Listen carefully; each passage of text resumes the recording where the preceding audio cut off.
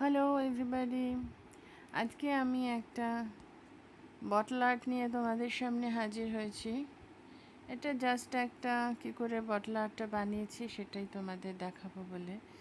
সবার প্রথমে পছন্দ মতো যে কোনো সাইজের যে কোনো শেপের একটা কাঁচের বোতল নিয়ে নিতে পারো।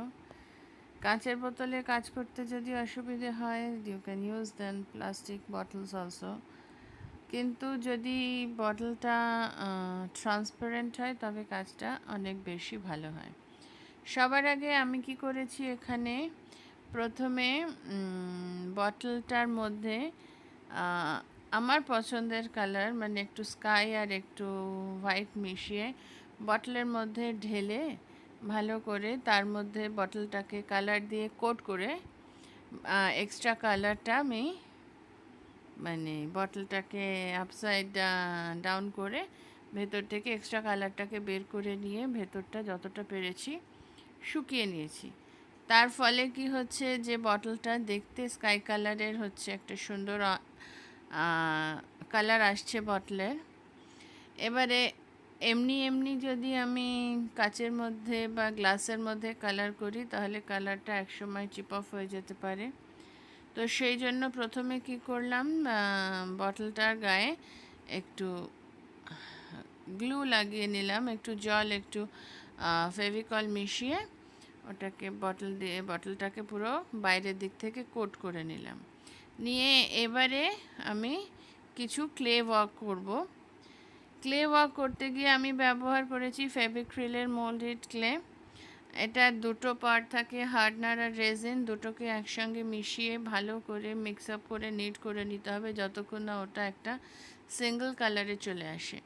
তারপরে সেটাকে আমি দেখলে যে একটা বেলে নিলাম রুটির মতন করে, আর রুটির মতন করে বেলে এবার এই যে ক্লে কাটার আছে সেই ক্লে কাটারে কিছু শেপ কাটলাম, ক্লে কাটার দিয়ে কিছু শেপ কাটলাম, যেমন ফ্লাওয়ার শেপ, লিফ শেপ, তোমাদের যার যেরকম শেপে পছন্দ হবে, যেরকম শেপ তোমরা চাইবে সেই শেপে তোমরা কাট আউট করে নিতে পারো। দেখো আমি এখন আমি এখন লিফ শেপে কাটছি। অ্যান্ড নাও ফ্লাওয়ার শেপ, ছোট বড় মাঝারি যেরকম ফ্লাওয়ার তোমাদের লাগবে, যতগুলো ফ্লাওয়ার তোমাদের লাগবে তোমরা সেইভাবে কিন্তু ওই ক্লে থেকে কেটে নিতে পারো। এই দেখো আমার যেরম যেরম সাইজের দরকার ছিল আমি কেটে নিয়েছি। নেবার পরে সেই ফ্লাওয়ারগুলোকে আমি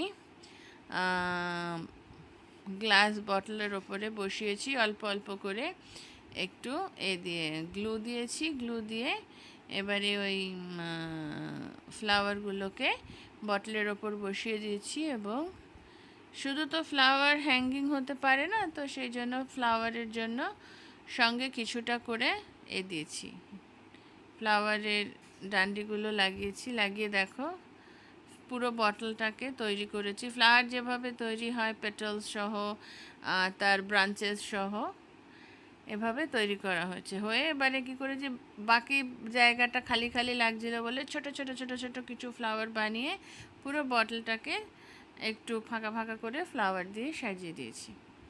তারপরে এটাকে পুরো 24 আওয়ার্স ড্রাই করার পরে এবার ফ্লাওয়ারগুলোকে কালার করছি। কালারটা সম্পূর্ণ নিজের ওপর ডিপেন্ড করছে যে তুমি কি কালার পছন্দ করো, বা যে বটলটা হচ্ছে তার সঙ্গে কোন কালার কম্বিনেশনটা যাচ্ছে।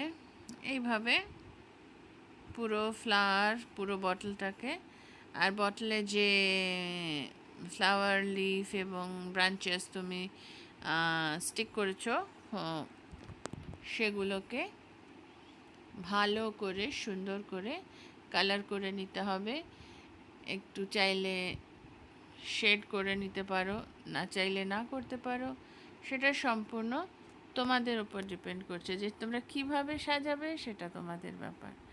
এখানে আমি ফেভিক্রিল কালার ইউজ করেছি, তোমরা পোস্টার কালার ইউজ করতে পারো, তোমরা চক পেন্ট ইউজ করতে পারো। এই হলো পুরো কমপ্লিট বটলটা, দেখতে পাচ্ছ আশা করি সুন্দরই লাগছে দেখতে। কিছু বাটারফ্লাইও ছিল আমি কিছুটা ক্লে যে বেঁচেছিল সেই ক্লেটাকে বাটারফ্লাই শেপে কেটে লাগিয়ে দিয়েছি। টোটালি একটা কালারফুল বটল আমি তৈরি করতে চেয়েছি। আশা করি তোমরা বুঝতে পারছো। এটা জাস্ট একটা আইডিয়া, তোমরা তোমাদের পছন্দ মতন যেরমভাবে তোমাদের ইচ্ছে তোমরা অবশ্যই সেইভাবেই তোমাদের বটল আর্ট করতে পারো।